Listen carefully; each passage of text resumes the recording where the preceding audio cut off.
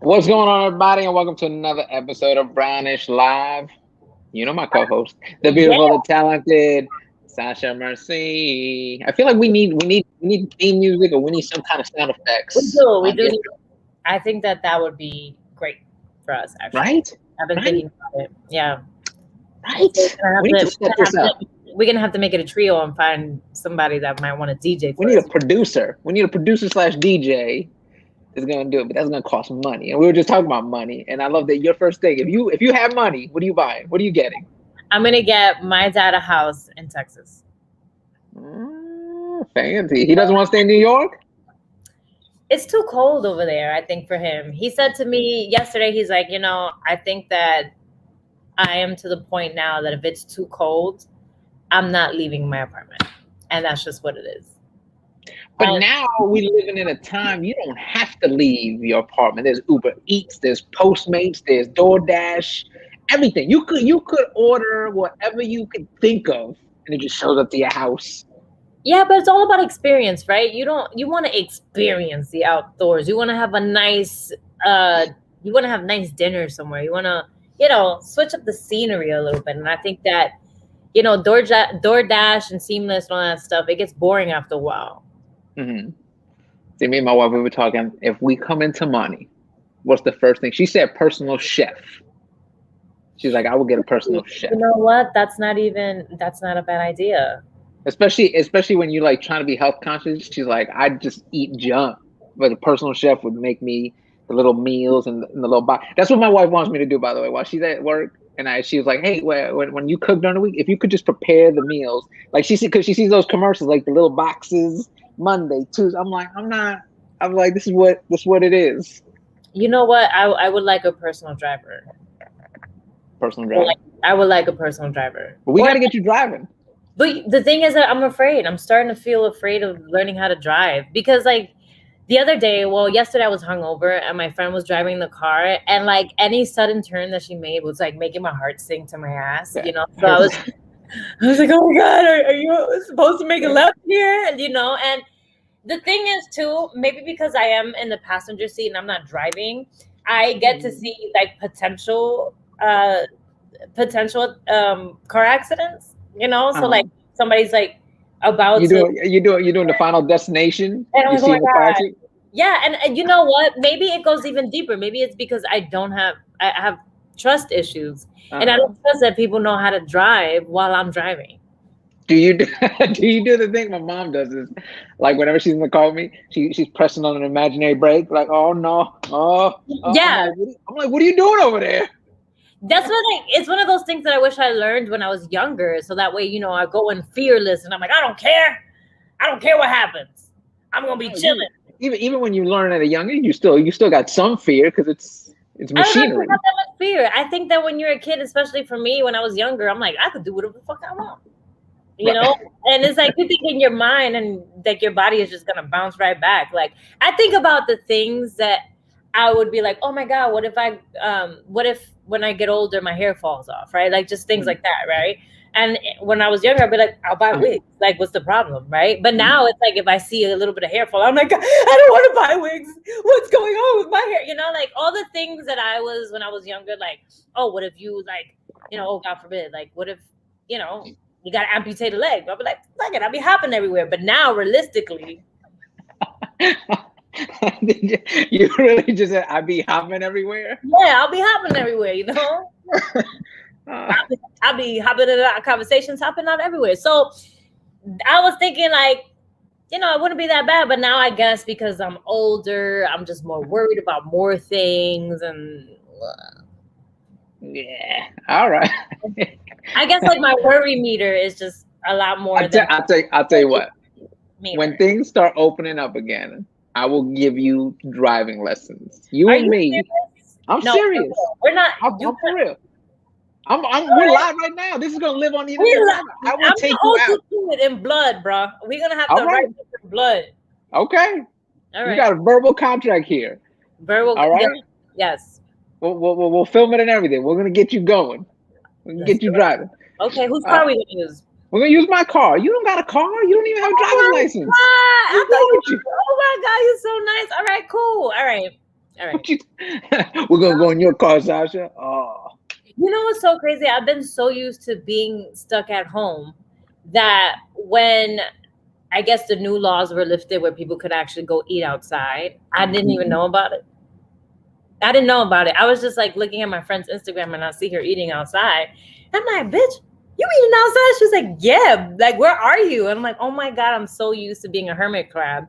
And then the other day I went out with my friend and I was like anxious. Like it felt like I was going to go on a first date with someone. I'm like, oh my God, you know, what's going to happen? What if I forget how to talk? What if I forget how to, you know, just be normal? And what if I hug her too much? Or what if, you know, like I was just thinking about it. that's gonna happen to everybody though. We're gonna go out and start hanging out with everybody, and then you're just gonna be like, how do I sit? This how you used to sit? Like this? How did I sit before? Yep. That's exactly how I felt. I was like, oh. But the cool thing about the pandemic, I will say, it has connected us with a bunch of new people, and that brings us to today's guest, which I am super excited about. I've not met this person in person yet, But you heard about I heard about him, and I'm a fan of his work. Yes. I'm a fan of his work, and we're gonna bring him in. We're gonna hear about his journey. So without further ado, give it up for Kristian Mercado Figueroa, everybody. Yo, what's good? What's up? What's good? What's going on, guys? I'm good, you know, just like dealing with the pandy like everyone else. The pandy, yeah. You trying to make it sound cute so it doesn't sound like it's worldwide. The pandy. The pandy. It just somebody else said that, and it just like stuck with me, and I'm like, oh, that's a better word for it than pandemic. The one that stuck with me is when the Cindy Washington, when she'd be like the pandem. Oh yeah. I mean, that's like the phase we're in right now, where we're just trying to give it cute names so that we don't have to like be down every time you mention it. Right. It's like, I really can't go outside, you know. Yeah. You're in New York City. How has it been for you, like being in this pandemic and being a creative person? I feel like in the beginning it was a little like rough, right? Like everyone's kind of like on their toes, especially like in New York. It got hit hard in the beginning, and then like I feel like now we kind of figured it out. So like I think people are like more comfortable now going out and figuring, you know, kind of doing things. But I do think like just being in an apartment all the time is kind of like whack. So like, you know, like as you know, you can't just like be out like you used to be. So it's kind of, I don't know. It's been you definitely end up binge watching a lot of stuff. So like, I think as far as watching stuff, it's been like, oh, great. I'm just gonna watch a lot of shit. What's the show? Don't let him fool you though. He's been working during the pandemic. He's been working. Yeah. I'm kind of curious to know, since you know you are a director, a writer, you wear so many hats. What are the shows that you're binge watching right now? Oh man, that's a good question. It's gonna be real dorky answers though. I've been watching like anime and shit lately. I've been watching Attack on Titan, like, and some weird stuff. Like I've been just like on some like journey right now where I'm like, oh, I need to watch like shit that's different just to kind of like change it up, you know? Because it's almost like the scary part about this is like you start to think like, yo, is like content gonna run out? Like, right. But I don't think so. I don't think so either. But like, it feels like that sometimes. Where I'm like, oh, WandaVision. I'm watching the hell out of that. Okay. Yeah, that's not a bingeable show yet, but you know, it's that like one. 4 That episodes. one I have not started because I like the binging. I don't want to just be like, I gotta wait 7 days. But I see people tweeting about it. I'm like, no spoilers, please, no spoilers. It's hard to dodge spoilers nowadays. Yeah, because everyone tweets about it and stuff like that. So they'll put the spoiler on the title, like, yo, what the hell? Like, why are you doing that? Like, who's responsible for that? Even if you're on Twitter, you know, you start seeing these things that are trending and you're like, what does this mean? And then someone has to tell you and it's like, oh fuck, it's spoiler alert. Oh yeah, I know. Yeah, spoiler dodging is a job in itself, yo. It's crazy. Definitely. So WandaVision. I haven't watched it. I haven't even heard of it, really. Where have you been living? I know. I was expecting that. I was expecting you guys to be like, what world do you live in? Do you have Disney Plus? We'll start there. That's the problem. See, the number one problem is I don't have Disney Plus. So if anyone out there wants to share it with me, DM me that password, that what's login. good? I swear, like there's at least like 3 people on my Netflix account for sure. Like I think I got my. I remember back in the day that was like the thing. Oh, you know what was crazy back in the day when people gave you an HBO password, and then you were like, "Oh, like I'm special," because like you don't give those out. Yeah. That's You true. don't hand those out. That's like a serious That's commitment. that's Like, you're like, I got you. I got an HBO password. Like, oh shit, for real? Okay. Yeah, real friendship right there. Yeah, for real. I was like, oh damn, you're gonna stay in my life for a long time. I want you to change that password. Wow, man, you my friend for real. Oh man, That's like that's the equivalent of somebody taking a bullet for you. You know what I mean? Right? In the streaming world, yeah. Yes, in the streaming world. yeah. Like, oh shit, you gave me a HBO Go password. Damn, I didn't even know we were that close. Yeah. Right. That's So tell us, man, what stuff have you been working on? I know yesterday Super Bowl, I got to see some of your work. Crazy. Let's talk about that. Oh my god, yo, what the fuck? My phone blew up when that dropped. Yeah, how'd that even come about, man? So, all right, I directed this during the pandemic, which was wild. And I felt very fortunate. It was actually my first big production during the pandemic. Like this was a big project, and it was wild. Even from a logistics standpoint, it was wild. I shot it in Puerto Rico. I hadn't been on a plane during the pandemic. That was like my first time on a plane because like there was. Isn't that terrifying, by the way? Isn't that terrifying? Yeah. The first time, first time is like wild. Yeah, like you mad shook. Like I was like, in your life for the art. You know, that's all that matters. Putting on helmets, putting on. I was like trying not to breathe too much in the plane. I was like, keep them, just conserve these breaths. Like, sir, you're turning blue. Yo, have you guys been on a plane yet where somebody doesn't want to put on their mask? No. Oh yeah. Oh, I did. So when we went back east for the holidays, and we were out there for a couple months. But the woman in front of us, which by the way, as soon as she got on the plane, we knew she was gonna be trouble because she had on like these white bedazzled jeans. She had a Trump hat, and we were like, trouble, right? That's what there. that T stands for. The T on Trump, trouble, bro. Dude, she came on, and like it's trouble when.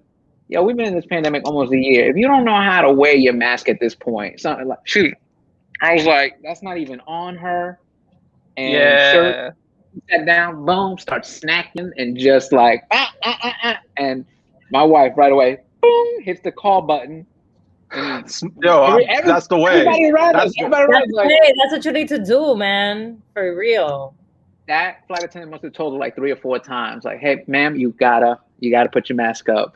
And like it was so funny because then she would like pass by us like I told her, but like I had to do something similar. Like I was on one flight where like the guy he had like his own row too, which was crazy. But it was like the row across from me, and he would like so he would like eat, and I totally get that. Like you eat, you don't have to wear your mask, but then he wouldn't put that back on. Like it was almost like, oh, now that it's off, I don't got to put this thing back on. And he would just like go these wild lengths not wearing it. And I was starting to sweat. I was like, oh man, I'm sure I'm sharing some air particles with this guy. And so, but you feel weird because you're like, yo, like if he found out I'm the guy that said it, like, start breathing on me, like what is he gonna do? The thing is, I'm not even gonna lie to you, like everyone is so on edge, like that I'm even afraid to talk to anyone because anyone's anger could go from 0 to 100 like super fast. So it's like it's true, like the first thing you do is like want to tell on them because I don't know if he got a gun, I don't know if he's that type of person. Well, on a plane he went through metal detectors, so I don't know, but nowadays no. I don't know, but you almost got to give the flight attendant preamble. Like, listen, usually I'm not a snitch, but yeah. I was like, how I felt. Like I was like, I got to snitch on this guy. Like, I mean, I don't want to share I don't want to share these air particles right now. That's how petty we got it. Like, yo, I don't want to share the same air. I mean, it makes sense, but still, Yeah. like that's how it feels. I started justifying in my head. I'm like, we're not snitching. We're being heroes. I'm saving all your lives right now. Let's think about like what could have been the pettiest thing they could have done if they found out it was you. Like what, you know what I'm saying? Maybe I don't know, though. Right now, even sneezing on you is like offensive. Like you'd be like, "Yo, that's life or death right now." Don't yeah, that's true. Don't sneeze on me, like So I've seen these like internet fights where like during the pandemic, like those kind of world star type videos where you're like, "Oh my god, like this is crazy. Their masks are coming off during this fight." That's where my mind goes. Like if you get into an altercation right now and there's a little scuffle and someone just slips your mask and you're like, "Oh damn, I just breathed that in." Yeah, for real. So you fly down to Puerto Rico. Oh yeah. You quarantined there before the shoot, which by the way, that's a great place to quarantine right there. It was a vigorous testing situation, so everyone had to get tested multiple times and all that. And you don't have to quarantine if you test before. So like I tested before I flew out. They actually they're pretty organized in PR, not for nothing. Like they did have like 2 lines for like the quarantine line, and then they have a line for like if you have your paperwork up to date. And then like everyone in the crew got tested, and it was a really crazy. It was a crazy feeling, yeah, because like you could tell that people hadn't been working there for a while, because this was a couple months back. Pandemic hit the film community so hard because so many people just don't have the ability to work, maybe, or like so many jobs went away, and so I felt real blessed in that sense. I was like, oh man, it's great that I'm getting to work on this, and in a lot of ways you felt like, oh, you were providing like jobs for people. So like, a lot of these guys on this crew, this was a big crew too. This was like it was shot outdoors, so it was like COVID safe energy. Right. Anytime you shoot outside, it's a little bit like safer. Like you just feel better. Like shooting indoors is like a little bit more of a logistical nightmare, but shooting outside, it's like you can kind of zone. You can kind of like, organize it so that people don't overlap, bodies don't have to overlap. Their COVID situation is real tight. Like I had a mad COVID officers, and I had one dude just spraying everything with like ammonia or something. Like, and I was like, oh cool. Like I'll go up to that guy and be like, yo, can you give me a little spray down? Like, make sure I'm like good with this right now. Especially because back then I feel like people didn't know like how it all worked, like in spreading. So I shot that thing, and I was real proud of it. It was probably one of the biggest commercials I've ever done, honestly, so I was like feeling pretty good about it. And it was I don't know, it was just cool, and I was proud of it, but I didn't expect it to be a Super Bowl commercial, because I found out like the day of the Super Bowl that they got ad buy for the Super Bowl, and then decided to air it on the Super Bowl, and I was like, I don't know. Oh shit! Did I just upgrade? So with all that star power, you just thought it was a regular commercial. You were like, it's gonna be right. Yeah, I guess so. Yeah, I don't. Yeah, I should have more conversations with people. Like, I just jump on shit sometimes and like figure it out. Like, I don't think about too much about like where it's gonna go. Sometimes I'm more like, is it cool? Like, does it like move me? Does it make me excited? And like kind of just do it based on that, like that impulse, Yeah. Well, I love what you just said. I love that I jumped into it and I figured out, because I've been popping into Sasha. Are you on Clubhouse? I am on Clubhouse, yes. So I've been popping into rooms, and I got to hear Kristian's whole story about how he got started, and I was just what? What's up? What's good? Tell me. Oh, I'm just like, I'm a very like hustly type of person. Like, it's a pretty wild story, actually. Yeah, I'll get into that. Yeah, I love telling people about it, because it's like it opens like a lot of people's eyes to what like how you move in the world sometimes. Because sometimes people hold themselves back because like, I don't have that skill, or I don't know how to do that. And then I'm listening to Kristian like, I didn't know how to do any of that, but I said yup. And I was like, wait, what? The fact that you can say yup to something and like figure it out, it's a blessing in disguise. It's a blessing, because me say yeah to something, and then I'd be the type of person be like, you should never say yeah to that because you can't do it. You know what I mean?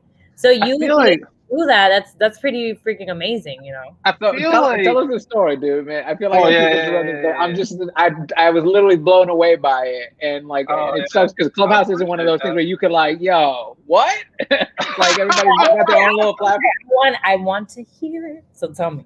So I started out in fashion design, which is weird because all right. So when I got out of college, I was like, you know, like most people, I went back to live with my mom for a while, you know, and I was like, man, I gotta go find a job, and I ended up I used to know how to design and draw and all this stuff, and I found a job like doing fashion design, so I just jumped on it. And that was back when Craigslist wasn't like just creepy shit. It was like Craigslist, you could find a job. Yeah, so I found a gig in fashion design, but I hated it because the people were so like weird and there was like a toxic energy surrounding it. So I just like I just dipped. I was like, I don't want to do this anymore. Like I don't want to. And then like this friend of mine's was doing visual effects, you know, and he was doing this thing called rotoscoping. So I asked her like, oh, how did you get into that? And she's like, oh, well, they're always looking for new rotoscopers because like the demand is high. And I worked at this company. Basically, I applied to this company called PsyOp and then got the job, but I didn't really know how to rotoscope. I just like, For those that don't know what it is, it's a type of animation. It's almost like the best, like almost like Spider-Man. It's got like a weird look to it. It's pretty cool. It's like almost like lifelike. Yeah, like you basically just trace people, and like I didn't really know, but I kind of like felt like, oh, I'll just jump in and see what happens, and then I would watch people. They would sit us in our own corner, so it'd be like 8 of us, and then I would like just watch other people work, and then I'd like picked it up just from watching them, and then I learned how to do it, and I did it for like about 6 months, and I think I started off as like the slowest, but I ended as the like fastest rotoscoper.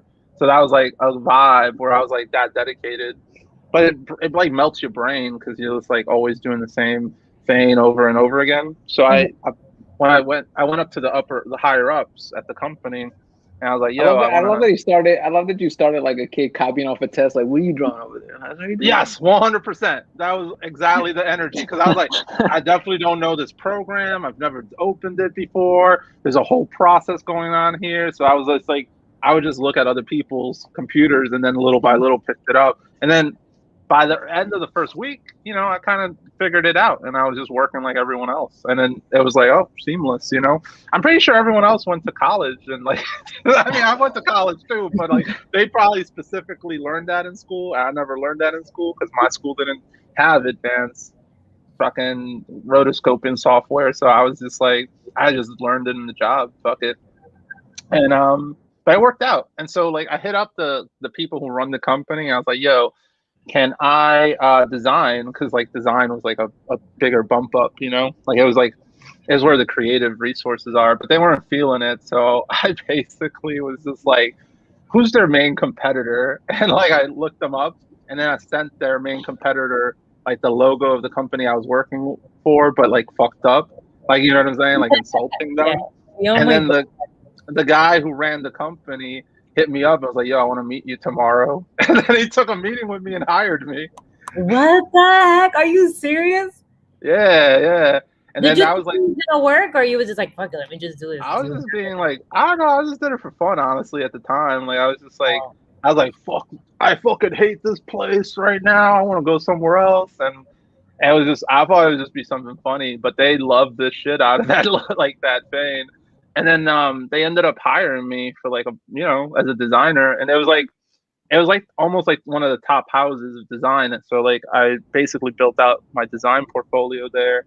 I would stay up late, like I would stay up like every day till 2 a.m. just working there because I felt like if I had a design portfolio from like this place, oh, like more people will hit you up. So like it ended up working out. Then everyone wanted to work with me after that, and I jumped around as a designer around the city at all like these top shops. And you know, at that point, it's like, oh well, that is what's happening. Eventually, the way I broke into directing was through that. So like, after I was being like this top designer, this company was like, yo, you're like really good.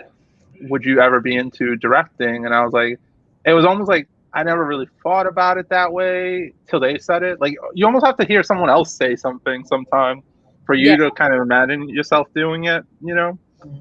And then that triggered something in me, like, and they gave me a shot, and I ended up directing my first commercial with them, and that kind of led to like my career basically it kind of all like ballooned out after that, because like once you do it once, it's almost like you have permission to do it again, and then again, and then again, and then if you keep getting better, it's like more people give you opportunities to do it more.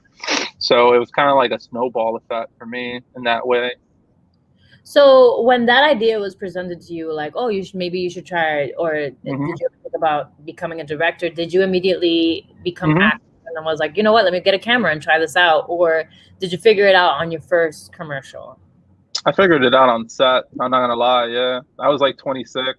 I'm a little bit older now, obviously. Like I'm not. I love this whole story, man. Like this is so crazy to me. Cool story, bro. Hey, you want to direct? Yeah, sure. All right. All right. We're here. We're gonna.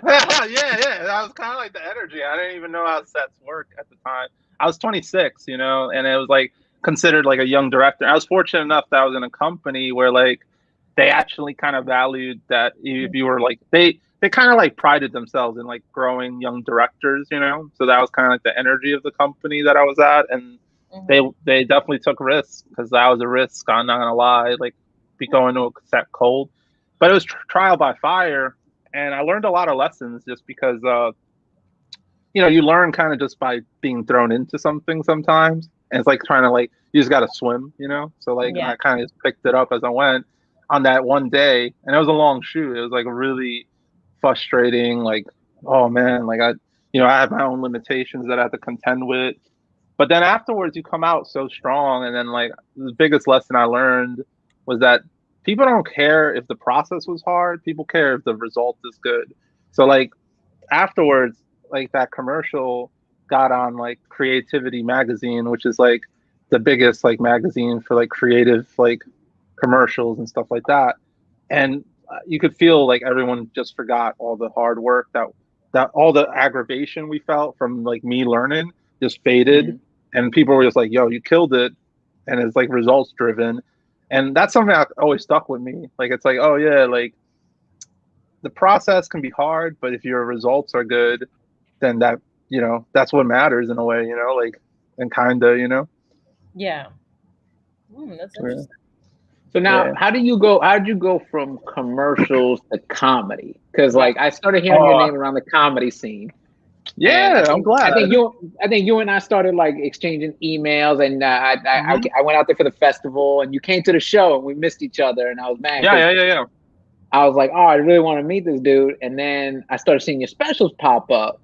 Yeah. And I'm gonna say this, and I'm not saying it because you're here, and I'm trying to like, hey, Kristian, direct my next special, but you should listen. Just saying, look. Right. What caught my eye about you was like, and I'm not bashing anyone special, but after a while, specials start feeling the same. They're almost cookie cutter. Yeah, like, and trust me, my first special was a cookie cutter special. They were shooting 6 that week, and all the shots are the same. And then I see your specials that you directed, and there's a sense of intimacy, even in like a big theater. Like there was just these cool shots and like different angles that I had never seen before in a special. And I was like, yo, like who's this dude? And I was like, oh, let me find out. Like this dude is like you're changing it up. Right. Oh, thanks, man. Well, how did I get into it? I think I started like in commercials, but then I moved into like my own stuff, and then like music videos. And that was kind of like the bridge, because I'm always like a lover of cinema. Like all my work kind of emerges from like loving cinema and like pushing the boundaries on like just what I make, right? And so I did a music video for MF Doom a while back, and then like HB Hannibal, who we see here, was like, he saw that music video and was like, man, like you should do a comedy special. And I was like, yeah, I mean, that sounds kind of exciting. So like we started developing the project together and figuring it out. And, you know, Hannibal had like such an exciting, crazy mixed media kind of set, you know, like his set was just so like dynamic and like wild and something I hadn't seen before, that I really took a lot of time to think about like, how do I like show that without like with like strengthening it. You know what I'm saying? Because like Yeah. a lot of it is like really you want to just make what like it's like about making it stronger. You know what I'm saying? Yeah. Like I feel like that's what I want to do when I make something. Like I want to like especially in comedy space, like you kind of I want it to be like a reflection of the comedian's material. You know, and so like when I was looking at his set, I was just trying to figure out how to do the audio visual aspects, like all the sound gags, like so it felt like a multimedia experience, and I kind of just leaned into that, and then I wanted to elevate the shooting style of comedy specials too. So like kind of like what you said, Eric, like kind of like finding more intimacy, finding more. I feel like it's weird because I watched a lot of comedy specials like after like when I got that gig, like me and Hannibal started like working on it. So I'll get real like hyper obsessed with things, and so I started watching every comedy special like I could watch from like starting from like the start to like where we're at now, like Lenny Bruce to like Richard Pryor to like and just looking at like yo what were the rules like what started to dawn on me was that there's very few times the rules were challenged. Like you know, a lot of times with comedy it felt like it started in a place and then like not a lot of people wanted to change it for whatever reason, like the cinematic rules. And but it's weird because a lot of the cinematic rules were just like established because comedians were like so different back then. Like it's so different now, you know, comedy has evolved, but somehow the shooting style didn't evolve too much, Right. except in certain cases. But by the way, pulling the curtain back, the fact that you were like, "Oh, I sat down with Hannibal, went over the material, the sound, this, that, and the other," you're already 10 times more involved than any director I've ever dealt with. Like sometimes you don't meet the director till the day of, like, "Hey, what's up? I'm the director," and like, "Okay, cool. You want to go over the set?" No, we're cool, man. Just and then that's it. That's all you ever see of this person. And the fact that you're sitting there with Hannibal, like, "All right, this is what we're gonna do. This is how we're gonna do it," is already just like, what? Yeah. What though? And it was the same with Sam J too in London. Like I kind of like wanted to make sure. I feel like it should reflect the comedian's voice. You know, it's like that's the way I look at it. You know, like this is their material. And I think by you doing that, you're also setting a new standard for stand-up comedy. You know what I'm saying? And how Thank you. because I think that you know. Directors like how Eric is saying that they'll come and be like, okay, I'm gonna be your director. They're probably like, yo, they're the comedians are the ones that are doing the work for you. So you're just like, okay, point A, point B, and just you being able to do that and just shine a different light because everyone's been talking about this stand up. You know what I mean? About Sam J and like, you know, you should really watch this and stuff like that. So this is So I'm excited even more. Thanks. But, yeah, Sam J one is really special too. Like I felt like it's very different than Hannibal's too. Like I was just like doing something completely different there than like again it's a reflection of the person's material. I feel like the thing it's like a pipeline sometimes. That's the thing that I feel like I noticed like comedy specials people kind of do it in a rote way. It's like A, B, C, D, and like they don't want to change it, and people get frustrated if you want to change it. And since I come from a background where like I've always been like comfortable challenging things, like you know, like I'm not afraid of bringing up things that I feel are strong, like you know, or better. Right. Even if people argue with me, I'll be like, fine, I'll argue all day. Like I'm not gonna move on if I feel like I need a certain camera, if I need a certain thing. It's kind of like this is a different attitude or approach. Like I kind of just want to make things that feel strong, and I like bridging the gap between like comedy special and cinema and like, as much as possible, and just making it lit, you know. Like the Sam J special, you know, I try to match her pace, her rhythm, her voice, you know, as much as possible, the mood, the vibe. Like her material feels like she's telling us a secret, and I'm like trying to like lean into that visually as much as possible, you know. Yeah, no, you totally get that. Like I said, the shots and angles you take, the close-ups on her, it is exactly like we're being told something. Even though there's an audience there, we hear them laughing. We're being told something that we shouldn't be hearing. And I was just like, dude, skills. I loved it. Plus. Well, you know, honestly, it wouldn't exist without the comedians. So it's more about, I try to be more. It's always focused on them, you know. And if I can try to like deliver something that feels truthful to them, then I feel like I've done my job.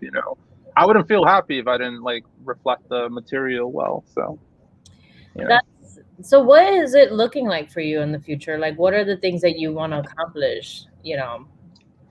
I think I'm gonna like basically start moving towards like feature directing, and like I'm very open to the idea of doing episodics too, like I'd be kind of down with that as well, and like just making stories and like films. And I still want to kind of constantly be working in the comedy space too, so like that's something I want to kind of keep tight, as well, because I want to do as many cool, diverse like comedy specials as I can, and then like, but also do like episodic directing and like cool TV show stuff, and like, and hopefully films. I'd like to just make feature work.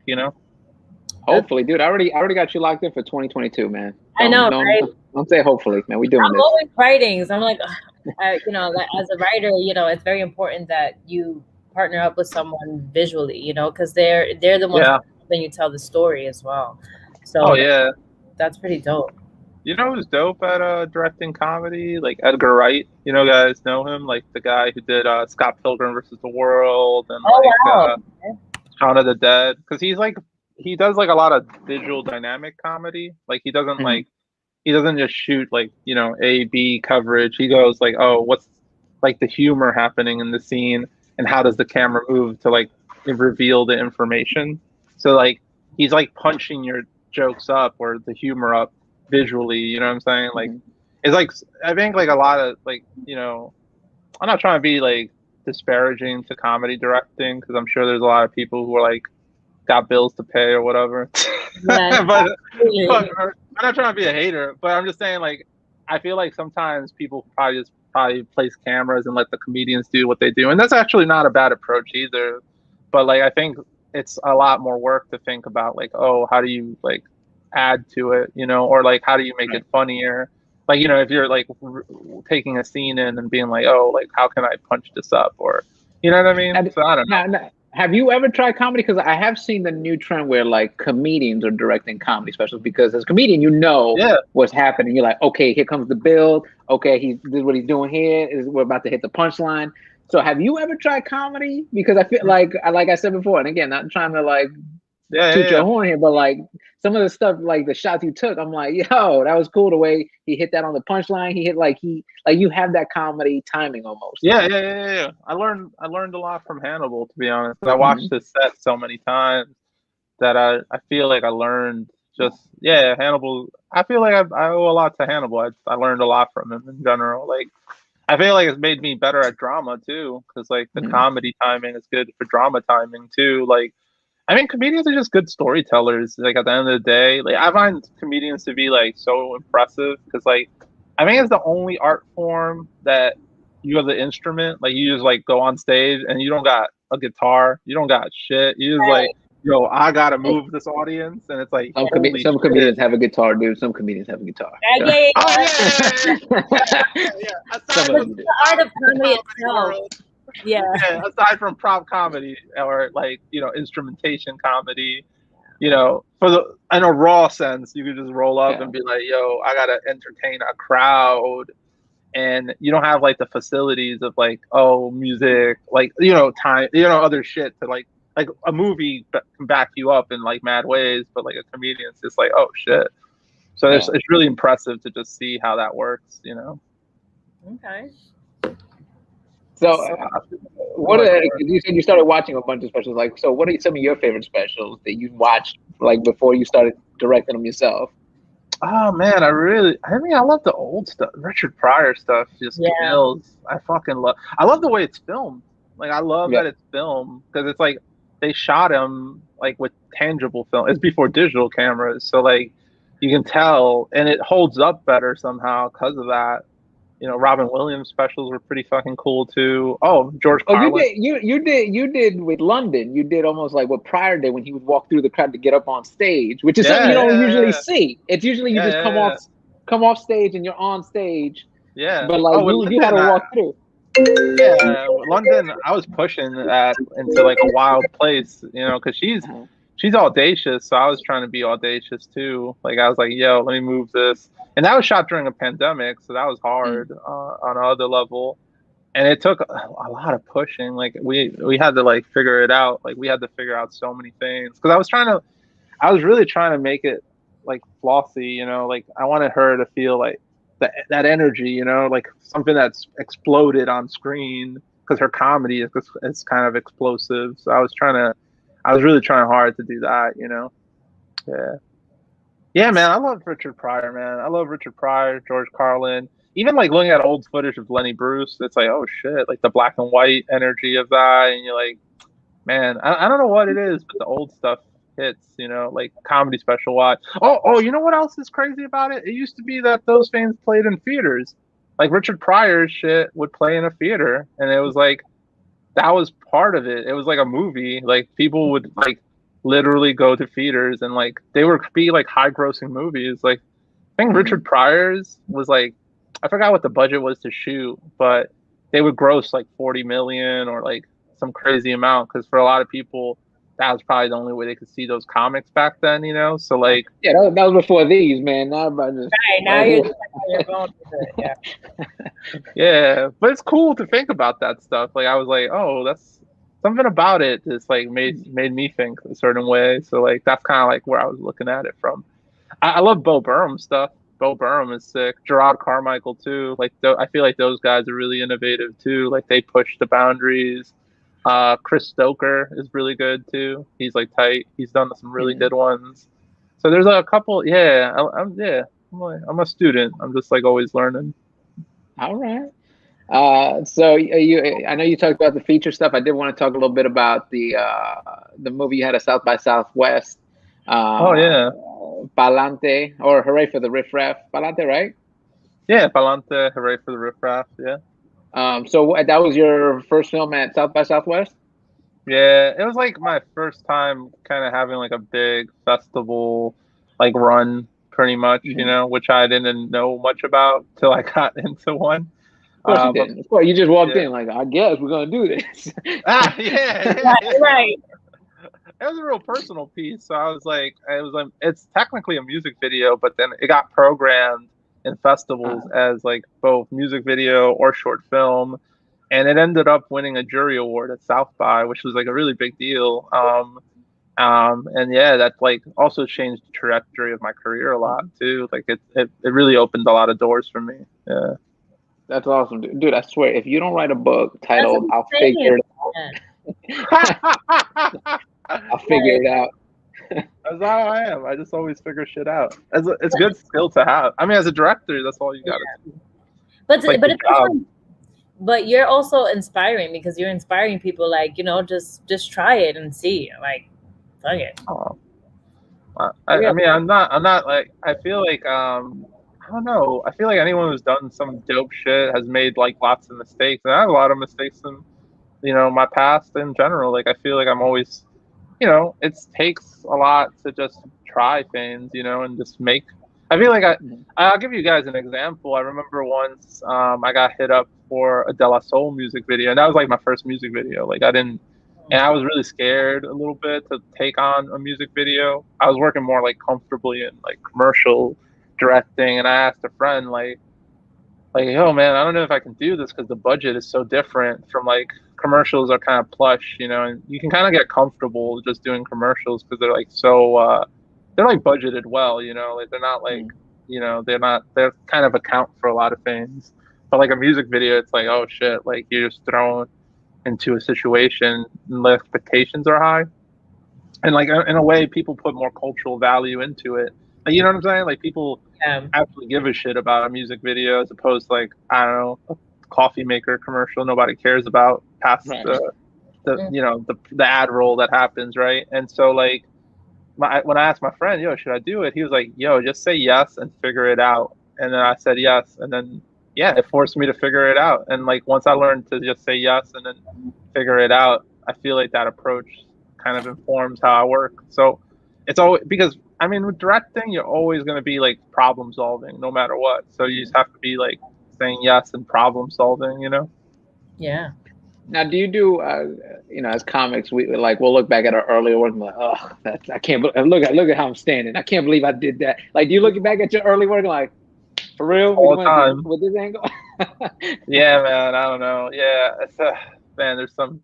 I've had embarrassing moments where I'm like, yeah, I gotta bury that spot. Don't want anyone to see that one. Yeah, all the time. I feel like the best work always rises to the top. So you just gotta like, Uh-huh. yeah, it's like a constant Rolodex of like, oh, I'm just trying to top the last shit I did. So like Yeah. always finding something new. But I have some. I mean, especially college. Oh man, college years, Chris. What was I doing, dogs? I remember once What'd you go to school for? Like, what did you go to school for film or anything like that? I did film like theory, but it was like avant-garde style, like, Okay. and then like fine arts. So I like learned how to like paint, sculpt.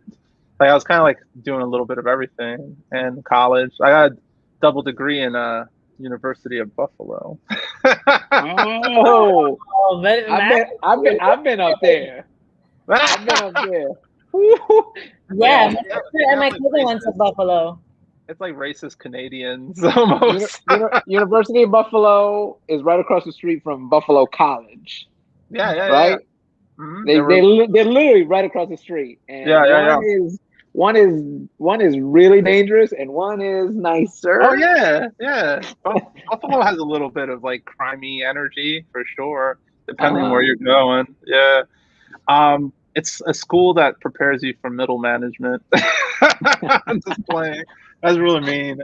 No, they're dope actually. I learned a lot while I was there from like it was like an avant-garde school, so you kind of did whatever you wanted. So you can kind of just like it was like a typical art school energy where like everyone's like, oh no, I'm gonna go build a cake and I don't know, come out of it. You would just come up with weird shit and like do it. Like I remember once there was one kid who man, he was intense. This one kid, his projects were all like performance art, so you never like knew when you were interacting with him, like if he was gonna bust out like an art piece out of nowhere, and like it was his shit was mad provocative. Like he would like one. I'm gonna tell you guys this, but it's super weird.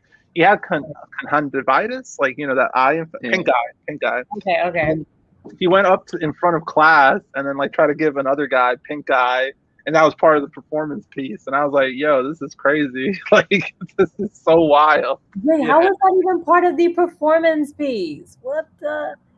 He was just doing the crazy part is it's not a paper, so he can get away with like, are you sure that was it? That was it. That's what I wanted to do. And you're like, what? Yeah, man. We had some weird classes, honestly. Like I met a lot of interesting people. I met this guy who his project was like making gummy bears out of metal, like weird stuff like that. And then like he would just have it like on the floor, and like you would see all these gummy bears. Like, that's the kind of school I went to. It's like a really like hippie type of art school type energy. But I learned a lot just because like I got to be like weird and do weird stuff, and I made like a lot of weird experimental films. So that was kind of my vibe. Okay, well, I'm glad, dude. I'm glad we met. Now, hopefully, things start opening up and we can meet in person, dude. I'm a fan of your work. Hell yeah. Tell everyone where they can find you. I know you got your website, chrismerc.tv, but give everybody your socials so they can follow you. Oh yeah, you can just hit me up on Instagram, KRISMERC, Chris Merc. That's usually all my stuff is on there. To some, I'm always blasting something, and yeah, you can check out my specials on Netflix. I got Sam J, and there it is. Go follow from me. I'm gonna try to replicate that pose. What that was taken in South by this guy. He was super sweet. He like took my photo. And he's like, and I was like, oh shit, I love that photo. I kept it. Yeah, and then what else? Oh yeah, check out the Sam J special, the London Hughes special. Is the Hannibal one up still on YouTube? Hannibal it's still up on YouTube. Miami Nights, so go check that out. Again, super talented. Thank you again for spending this time with us. Thanks for having me, yo. Thanks for having me. Listening to me ramble about Nah, dude, I love it. Honestly, If anybody watching this, if you don't take away, just say yes and figure it out, then you've missed the whole episode. That's really inspiring, for sure. Les, thank you. Appreciate it. Thank you guys for watching, and we'll be back next week. Yeah.